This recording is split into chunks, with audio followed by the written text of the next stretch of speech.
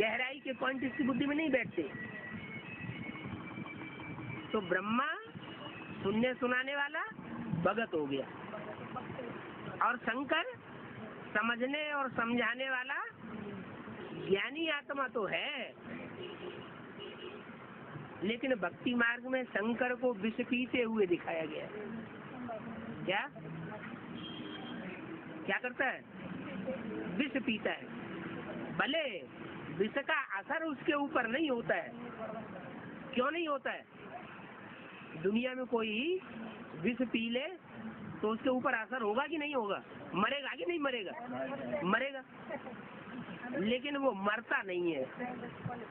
क्या? ज्ञान में चलते चलते सब अनिश्चय बुद्धि होते हैं, लेकिन वो अनिश्चय बुद्धि रूपी मृत्यु उसकी नहीं होती। क्यों नहीं होती? अरे विष पीता है तो मर जाना चाहिए ना, वो मरता का ही नहीं। कोई कारण होगा। क्या कारण है? अरे उसमें शिव प्रवेश है मुकर्रर रूप से। क्या? उसमें शिव सुप्रीम सोल सदा शिव मुकर्रर प्रवेश है। ब्रह्मा में मुकर्रर नहीं होता था। क्या? टेम्परेरी आता था, और इसमें तो मुकर्रर है। इसलिए भले विष पीता है तो भी उसका असर टिकता नहीं है। तो विष पीता तो है। इच्छा मात्रम अविद्या तो नहीं हुआ, और इच्छा मात्रम अविद्या नहीं हुआ तो संपन्न नहीं कहा जाएगा। कब तक? जब तक तीसरी मूर्ति सहयोगी के रूप में प्रत्यक्ष न होगा। तो तीसरी मूर्ति जो है वो होती है स्त्री चोले के रूप में। पुरुष चोलों को सबको मुरली में बोल दिया, सब पुरुष दुर्योधन दुशासन। क्या? सब दुर्योधन माने दुष्ट युद्ध करने वाले, दुशासन दुष्ट शासन करने वाले।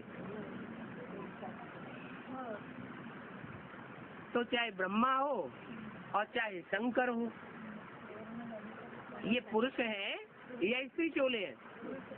पुरुष चोले। तो दुर्योधन दुशासन की लिस्ट में आ गए या नहीं आ गए?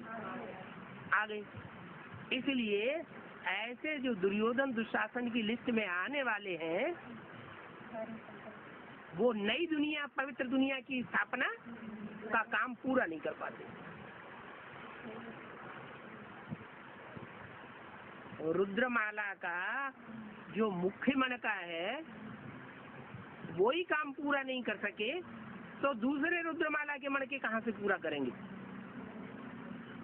रुद्रमाला के मणकों में पुरुषत्व भरा हुआ है।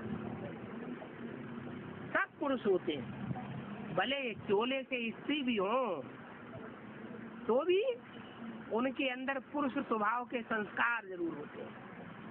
इसलिए उनके द्वारा स्वर्ग की स्थापना नहीं हो सकती। तो स्वर्ग की स्थापना होने के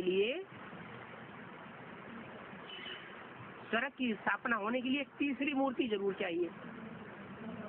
वो तीसरी मूर्ति वो है जो सुनती भी है,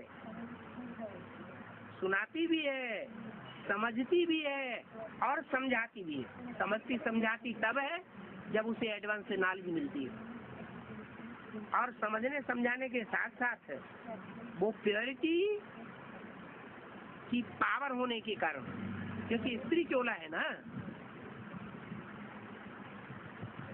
कन्याओं माताओं को नहीं बोला, सब कन्याएं माताएं पूतनाएं सूपन खाएं होती हैं।